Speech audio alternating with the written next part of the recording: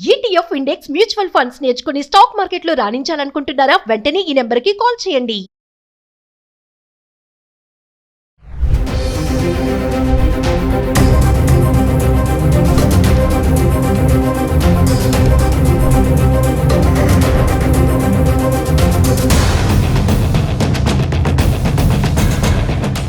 Hello viewers, welcome back to Suman TV.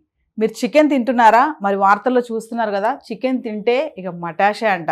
మరి ముక్క తింటే కానీ దిగదని చాలామంది ఉంటారు. చాలామంది చికెన్ ప్రియులు కూడా ఉండే ఉంటారు. కొద్ది రోజుల వరకు చికెన్ తినడం ఆపేయండి అని చెప్పేసి కేంద్రం కూడా మనకి అలర్ట్ చేస్తుంది. మరి చికెన్ తినడం వల్ల వచ్చే ఆ బర్డ్ ఫ్లూ వైరస్ నుంచి ఆ లక్షణాలు ఎలా ఉంటాయి, ఎలాంటి జాగ్రత్తలు తీసుకోవాలి, కొద్ది రోజుల వరకైనా పాటిస్తే బాగుంటుందనేసి డాక్టర్సే కానీ నిపుణులు కానీ చెప్తున్నారు. మరి దీనిపైన మరింత సమాచారం అందించడానికి ఈరోజు మనతో పాటు స్టూడియోలో ఉన్నారు ఏపీ గవర్నమెంట్ డాక్టర్స్ అసోసియేషన్ నుంచి X state president doctor Rammohan sir గారు. సార్తో మాట్లాడదాం. నమస్తే సార్. నమస్తే అండి. సార్, మరి చికెన్ తినొద్దు అంటున్నారు. చాలా మంది చికెన్ ప్రియులకి ఒక గుబేలు అయితే పట్టుకుంది, అమ్మో చికెన్ తినొద్దా ఎలాగా అని చెప్పేసి. ఒక్కసారి దాని గురించి వచ్చి ఆ బర్డ్ ఫ్లూ వైరస్ అంటున్నారు, ఇది కరోనా కంటే డేంజర్ అంటున్నారు, చాలా అయితే భయపెడుతున్నారు, బయట చూస్తున్నాం మనం. ఒకసారి దానికి లక్షణాలు ఏంటి, జాగ్రత్తలు ఏం తీసుకోవాలి అంటారు? కానీ ఇప్పుడున్న ప్రస్తుత పరిస్థితుల్లో బర్డ్ ఫ్లూ అని చెప్పని అన్ని వార్తలు వస్తున్నాయి. అది మెయిన్ చికెన్ వల్ల వస్తుంది అని చెప్పనే ఉద్దేశంలో అందరూ కూడా అలా భయపడుతున్నారు. కానీ బర్డ్ ఫ్లూ అంటే ఏవియన్ ఫ్లూ అని కూడా అంటారు దాన్ని.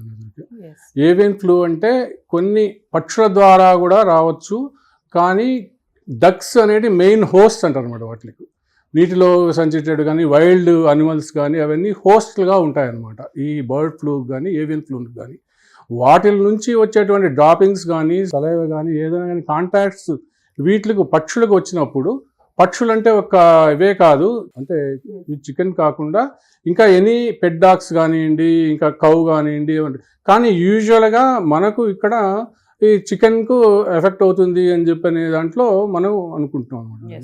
అటువంటి పరిస్థితుల్లో చికెన్కు వచ్చినప్పుడు ఆ చికెన్ కనుక ఇన్ఫెక్ట్ అయితే కనుక ఈ కోల్డ్ కానివ్వండి, పౌల్ట్రీ కానివ్వండి, లేకపోతే కౌ కానివ్వండి, మిల్క్ కానివ్వండి, ఒక్క చికెన్ వల్లే కాదు, మిల్క్ ద్వారా కూడా రావచ్చు. అది కౌ మిల్క్ ద్వారా కూడా రావచ్చు, బఫెలో మిల్క్ ద్వారా రావచ్చు.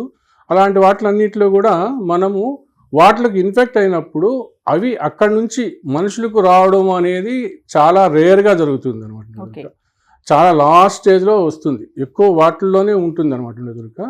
అందువలన ఆ చికెన్కు కానీ కౌ మిల్క్లో కానీ ఏదైనా కానీ పెట్ డాగ్స్లో కానీ వచ్చినప్పుడు వాటి నుంచి ఈ సాధారణంగా ఏం చేస్తుంటాము, మనం చికెన్ తీసుకుంటూ ఉంటాం. మనం యూజువల్గా chicken, eggs, cow milk, buffalo milk అవన్నీ తీసుకుంటూ ఉంటాము. అవి తీసుకున్నప్పుడు రాలో తీసుకున్నామంటే చాలా డేంజరస్గా ఉంటుంది. ఏదైనా కానీ రా మిల్క్ కానివ్వండి, రా ఎగ్స్ కానివ్వండి, ఇంకా చికెన్ అంటే రా అయితే మామూలుగా అలవాటు ఉండదు. ఇవి మామూలుగా రా అనేది ఎవరైనా కానీ హెల్త్ కోసం రా మిల్క్ తీసుకుంటారు, రా ఎగ్స్ తీసుకుంటారు. అవి ఎట్టి పరిస్థితుల్లో వాడద్దు. బాగా హై బాయిల్ చేయాలన్నమాట, స్టీమింగ్ బాయిల్ వరకు పోవాలన్నమాట ఏమైనా కానీ. అప్పుడు కానీ వాటిలో ఉన్నటువంటి వైరస్, మెయిన్ ఈ వైరస్ అంటే H5N1 అనే వైరస్ ద్వారా అది దాన్ని బర్డ్ ఫ్లూ అంటే H5N1 వైరస్ అని చెప్పారు. ఆ వైరస్లో వచ్చినప్పుడు ఇవి ఈ లక్షణాలన్నీ కూడా వీళ్ళకు బర్డ్స్ కానివ్వండి వీటికి కానీ వచ్చినప్పుడు వస్తాయన్నమాట. వచ్చిన తర్వాత ఈ నేను చెప్పాను కదా, ఈ కౌ మిల్క్ కానివ్వండి, లేకపోతే బఫెలో మిల్క్ కానివ్వండి, రా ఎగ్స్ కానివ్వండి, ఒక చికెన్ పార్ట్కి వచ్చేటప్పటికల్లా ఏదైనా ఇన్ఫెక్ట్ అయినటువంటి బర్డ్స్ ఉంటాయనుకోండి, చికెన్ మామూలు యూజువల్ చికెన్, ఆ ఇన్ఫెక్ట్ అయినటువంటి వాటిల్ని కనుక మనం తీసుకొని వస్తే అవి అంత ఈజీగా వాళ్ళని కనుక్కోలేరు. ఇప్పుడు యూజువల్గా పౌల్ట్రీ ఏంటంటే కనుక వస్తాయి, వచ్చినప్పుడు వాటిని చేసేస్తూ ఉంటారు అన్నమాట. వాటిల్ను బాగా కుక్ చేసుకొని హై స్టీమ్లో కుక్ చేసుకొని 175 ఫారెన్హీట్ 165 ఫారెన్హీట్ టు 75 ఫారెన్హీట్ అంటే 74 డిగ్రీ సెంటిగ్రేడ్ వరకు బాయిల్ కావాలి. అంటే మనం కొలవలేం కాబట్టి హై స్టీమ్లో ఉండాలన్నమాట. అప్పుడు వాటి వల్ల కొంతవరకు మనం రక్షణ పొందవచ్చు. అందువల్ల అటువంటివి ఎందుకు ప్రమాదాలు కొని తెచ్చుకోవడం అనే ఉద్దేశంతోనే మీరు సాధ్యమైనంత వరకు సెంట్రల్ గవర్నమెంట్ కానివ్వండి, మన స్టేట్ గవర్నమెంట్ కానివ్వండి, సాధ్యమైనంత వరకు కొద్ది రోజులు మీరు జాగ్రత్తలు తీసుకోండి, వీటిని కొంచెం అవాయిడ్ చేసుకోండి, ఒకవేళ తీసుకోవాల్సి వస్తే ఇలాంటి జాగ్రత్తలు తీసుకోండి అంటున్నాను అనమాట. రెండు తెలుగు రాష్ట్రాల్లో చూసుకుంటే సార్, ఏపీ తెలంగాణలో కూడా చాలా కోళ్ళు చచ్చిపోతున్నాయి, వాటిని తీసుకెళ్లి ఊరవతలు ఎక్కడో పడేస్తున్నాయి, ఇవి కూడా చూస్తున్నాం మనం. అంటే వాటి నుంచి వచ్చిన వైరస్ మనుషులకు కూడా వస్తుందని ఒక భయం అయితే ఉంది. అంటే అంత త్వరగా ఏం వ్యాపించదని అంటున్నారా మీరు? అవునండి అంత ఇదిగా వీటికి ఉన్నంత వచ్చినట్టుకు ఈ హ్యూమన్స్కి అనేది వచ్చేదానికి అంత అవకాశాలు తక్కువ అనమాట. సపోజ్ రావాలన్నా కానీ దానికి ఇంక్యుబేషన్ పీరియడ్ అని ఉంటుంది అనమాట. ఇంక్యుబేషన్ పీరియడ్ అంటే ఒక 4 to 8 days వరకు ఇంక్యుబేషన్. ఒకసారి ఒకవేళ ఎంటర్ అయితే వైరస్ అది 2 to 8 days కానీ 4 to 8 days కానీ డిపెండ్ అపాన్ ది పర్సన్ అనమాట. ఒక లో ఇమ్యూనిటీ ఉందనుకోండి త్వరగా ఎఫెక్ట్ కావచ్చు, హై ఇమ్యూనిటీ ఉందనుకోండి కొద్దిగా లేట్గా వాళ్ళకి వస్తుంది అనమాట. అది వచ్చి కానీ ఇప్పటివరకు అయితే కానీ వచ్చినటువంటి దాఖలాలు అనేది మన దాంట్లో అనేది కానీ జాగ్రత్తల కోసం చెప్తున్నాను.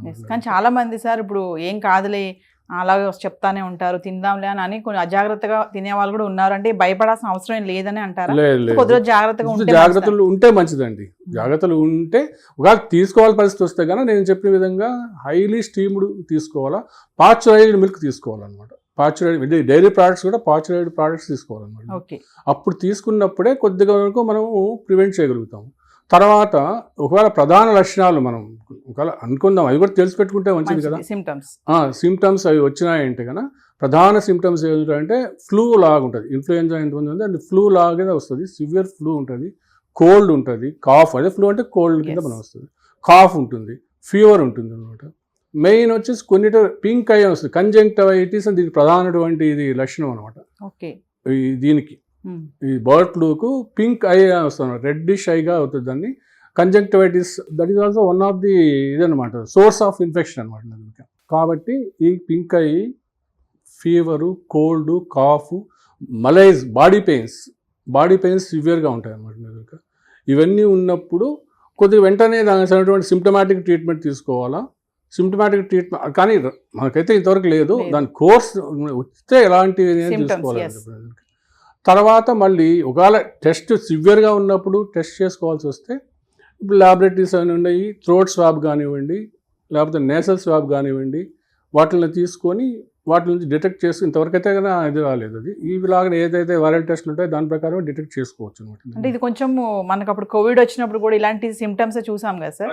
అంటే దగ్గర కొంచెం రెండింటికి కొంచెం పోలిక దగ్గర ఉందంటారు. దగ్గరగా ఉంటుంది కానీ అంతగా పానిక్ కావాల్సిన పని లేదు. కోవిడ్ లో ఉన్నంత వరకు సిమ్టమ్స్ మాత్రం దాదాపు అది వైరసే ఇది వైరసే కాబట్టి సిమ్టమ్స్ అలాగనే ఉంటాయి. కాబట్టి అంతగా మనం కోవిడ్ అనగానే భయపడిపోయాం, చాలా ప్యానిక్లు అయిపోయినాం.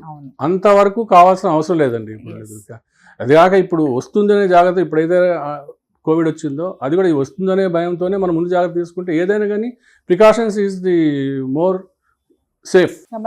ఒక్కసారి జాగ్రత్తలు అంటే ఏం చేసుకోవాలంటే ఏదైనా కానీ హ్యాండ్స్ త్వరగా వాష్ చేసుకోవాలి ఏదైనా తీసుకున్నప్పుడు. తర్వాత మాస్క్ అనేది మంచి మాస్క్ అనేది ఏదంటే ఎక్కడన్నా పోయినప్పుడు చేసినప్పుడు వాడుకోవాలా. ఇవి చికెన్ కన్నా తీసుకోవాల్సి వచ్చినప్పుడు చికెన్ వేరే పాత్రల్లో వేసినప్పుడు దాంట్లోనే వండకూడదు అనమాట. ఆ పాత్ర సపరేట్గా పెట్టుకోండి. బాగా వాష్ చేసిన తర్వాత దాన్ని వండేసినప్పుడు మంచి హై స్టీమ్తో వండి పెట్టుకోండి. అలా ఎగ్స్ కానివ్వండి, మిల్క్ కానివ్వండి, పాశ్చరైజ్డ్ మిల్క్ బాగా హీట్ చేసుకొని మంచిగా చేసుకొని రిఫ్రిజరేషన్ కూడా ఒక విధంగా కాపాడుతుంది అనమాట. అలాంటివి వాడుకున్నప్పుడు మీకు ఎలాంటి ఇబ్బందులు రాకుండా ఉండడానికి అవకాశం ఉంటుంది అనమాట. ఇవి ముఖ్యంగా మనం జాగ్రత్తలు తీసుకోండి. హ్యాండ్ వాష్ అని థరోగా ఉండాలన్నమాట. ఏదైనా కానీ ఎక్కడ పౌల్ట్రీ ఫార్మ్స్ పోవాల్సి వచ్చినప్పుడు మీరేం చేస్తారు, ఎవరన్నా వర్కర్స్ ఉంటారు కదా పౌల్ట్రీ ఫార్మ్స్, మీ హ్యాండ్స్ బాగా వాష్ చేసుకోండి, షూస్ థరోగా స్క్రబ్ చేసుకోండి, అన్నీ మంచిగా ప్రికాషన్స్ తీసుకోండి, పోయి హ్యాండిల్ చేసుకోండి. మరి హ్యాండిల్ చేసిన తర్వాత కూడా వీలైతే గ్లౌజ్ చేసుకొని ఈ కొద్ది రోజులు మనకు ఈ ఇంటెన్సిటీ తగ్గేంత వరకు ఆ విధంగా చేసుకుంటే చాలా మాత్రం ప్రికాషన్స్ ఇస్ మోస్ట్ ఇంపార్టెంట్. వచ్చిన తర్వాత మనం కూడా ట్రీట్మెంట్ పార్ట్ వరకు వస్తే కానీ యాంటీవైరస్ అంతవరకు లేదు మనకు, చెప్తున్నాను నేను. అంతవరకు వస్తే సీరియస్ ఇల్నెస్ వచ్చేటప్పటిగా న్యూమోనియా అది ఫ్యాటల్ స్టేజ్ అంటారు, అది కూడా అంత రాదు. మన ఊరికే దాని సిమ్టమ్స్ కోసం జాగ్రత్తల కోసం చెప్తున్నాను అనమాట.